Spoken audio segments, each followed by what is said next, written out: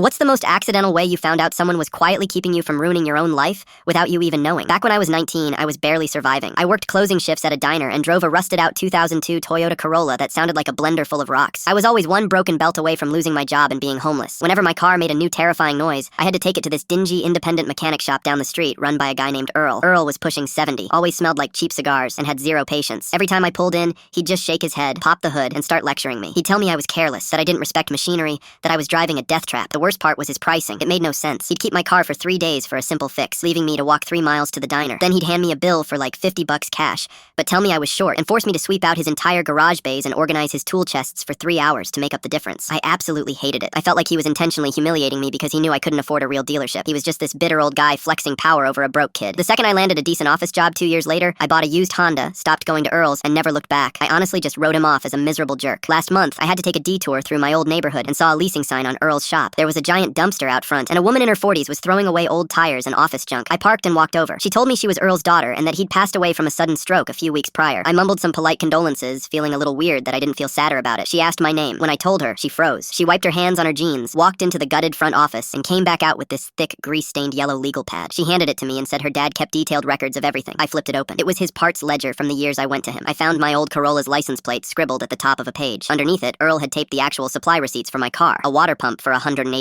a refurbished alternator for $220, 4 used but safe tires for $300. Next to every single total, in red pen, he had written the same thing. Charge kid $40, kid swept shop, paid in full. I just stood there staring at the grease smudges on the paper. He wasn't keeping my car for days to punish me. He was waiting for junkyard parts he could afford to buy for me out of his own pocket, and he didn't make me sweep his floors to humiliate me. He did it so a broke, insecure 19-year-old could keep his pride and feel like he earned the repairs. I looked at the empty garage bays I used to sweep, realizing I was so busy resenting the only guy in the world who was quietly making sure I survived.